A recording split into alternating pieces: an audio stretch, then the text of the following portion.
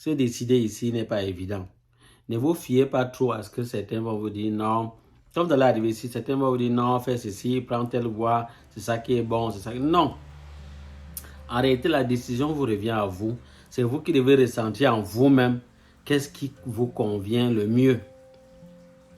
Qu'est-ce qui vous convient le mieux vraiment par rapport à votre projet que vous avez? Est-ce que vous voulez atteindre des objectifs à court terme ou bien des objectifs à long terme? Est-ce que vous êtes prêt à vous sacrifier peut-être pour atteindre vos objectifs? Parce qu'il y a certains qui vont vous conseiller certaines voies, peut-être des études, peut-être de 4 ans, 5 ans, 6 ans. Eux, ils sont arrivés à quel âge? Peut-être c'est quelqu'un qui est arrivé ici peut-être à 20 ans. Lui, il a fait des études peut-être de 7 ans, 8 ans pour avoir peut-être une certaine position. Et il a peut-être travaillé même encore dans certaines entreprises. Il est entré au bas niveau, très bas niveau. Et c'est peut-être après 15 années qu'il a vraiment un bon poste, qui lui donne vraiment un salaire vraiment appréciable et considérable. Mais maintenant, vous arrivez peut-être à 40 ans, 38 ans, 35 ans. Est-ce que vous êtes dans la même situation, les amis? Vous n'êtes pas dans la même situation.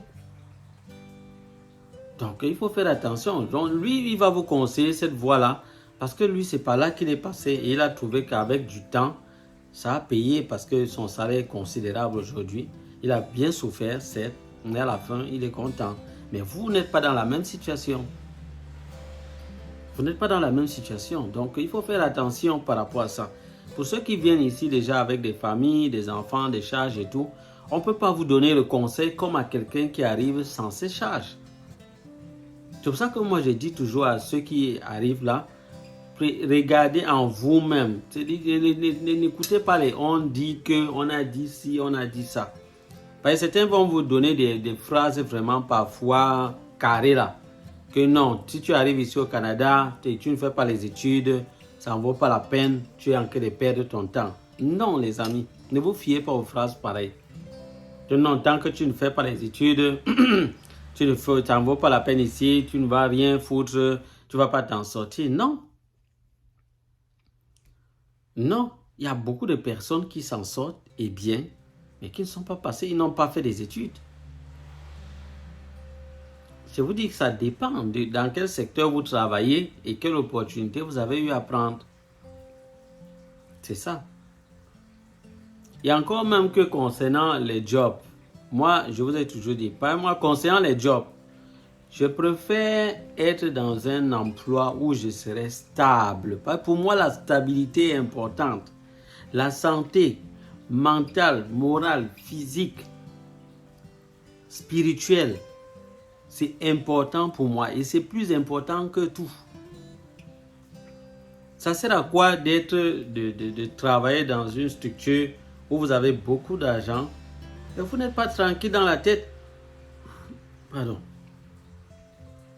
Vous n'êtes pas tranquille dans la tête, vous êtes constamment sous la pression, vous êtes constamment stressé. Vous n'avez pas le temps pour vous-même.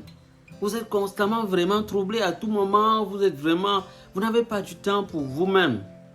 Et pour ceux qui viennent avec la famille, vous n'avez pas du temps pour la famille. Mais vous ne serez pas stable. Vous ne serez pas stable si vraiment c'est comme ça.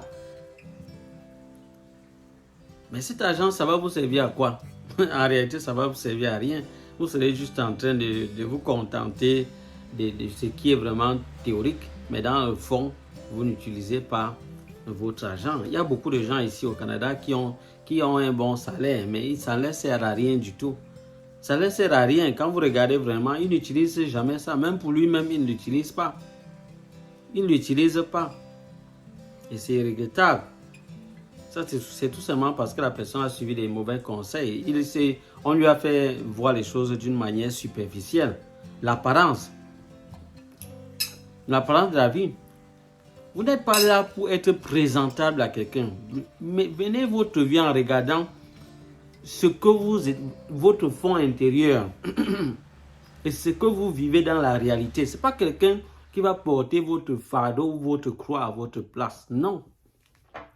Non.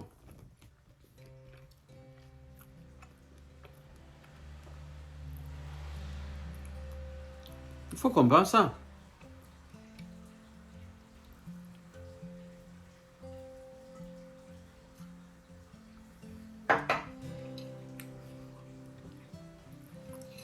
Quand vous venez d'arriver ici au Canada, parfois, quand vous avez votre visa, vous êtes très enthousiaste et tout. Mais je ne sais même pas, hein, parce que parfois, quand vous êtes encore au pays là-bas, moi-même, il y a des choses comme ça me sont arrivées à ce moment. Donc, je peux vous comprendre. Donc, quand vous êtes encore au pays, vous avez eu le visa, vous êtes très content, vous êtes fier, vous savez que non, vous partez dans un pays développé, avec des grands buildings, des grandes choses, des grandes opportunités. Donc, forcément, ça va aller, quel qu'en soit le cas. Vous êtes un battant, vous allez vous en sortir, peu importe ce qui va se passer. Donc, vous êtes avec des grandes ambitions comme ça, mais parfois, lorsque vous arrivez, la réalité vous rattrape rapidement. Si vous n'êtes pas vraiment très tenace, vous allez vous rendre compte rapidement que beaucoup de choses que vous aviez imaginées, ça s'effondre petit à petit. Petit à petit. Il y a des gens qui, en quittant, là, ils se disaient, non, enfin, je suis devenu riche. Quand vous avez le visa, vous pensez que vous êtes déjà riche.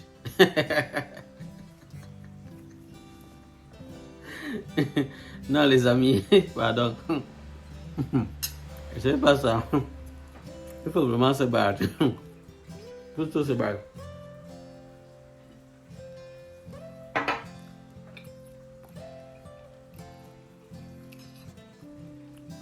Il faut se battre.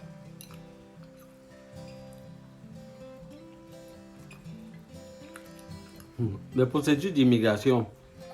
La période de Covid-19 là, les gens qui faisaient dans les procédures d'immigration, ils ont vraiment raflé beaucoup d'argent. Hein. Ils ont raflé beaucoup d'argent. Je vous assure, quand le gouvernement du Canada avait ouvert les portes partout ailleurs, étudiants, travailleurs temporaires, les visiteurs, les résidents permanents, mais le gouvernement du Canada a ouvert les portes. Mais à ce moment-là, les agents d'immigration, les faux agents, les vrais agents, beaucoup de personnes même qui sont ni agents, ni faux agents, ni vrais agents, après les improvisés agents. Il y a eu beaucoup de personnes qui étaient en train de faire dans l'immigration, les procédures d'immigration. Chacun sortait là pour dire venez vers moi, que ce soit sur TikTok, YouTube, Facebook. Mais ils ont raflé beaucoup d'argent. Hein?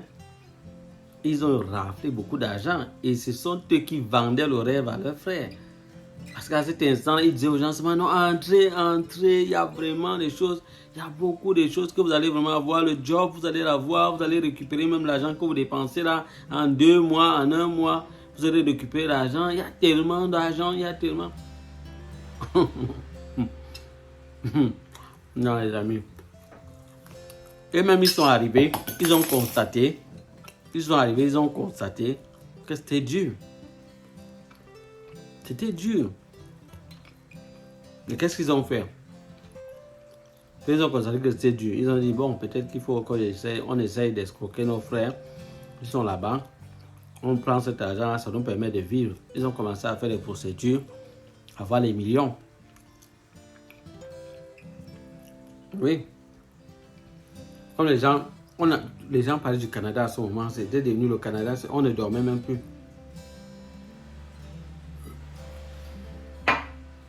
On ne dormait plus puisque sur le Canada, matin, midi, soir.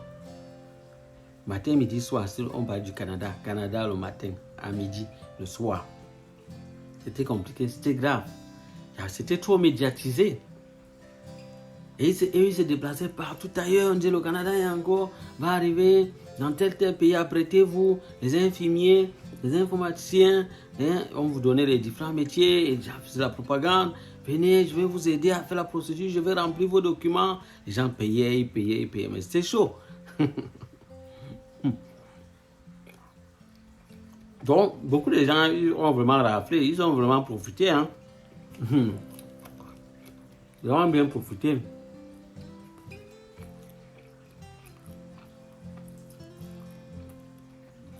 Le gouvernement a aussi fait, ils ont aussi profité à l'intérieur correctement.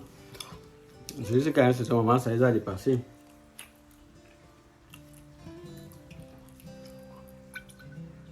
Voilà où nous en sommes.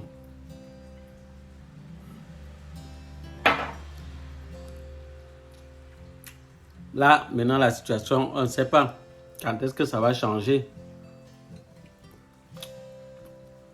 Pour certaines personnes, ils se disent que c'est peut-être à cause de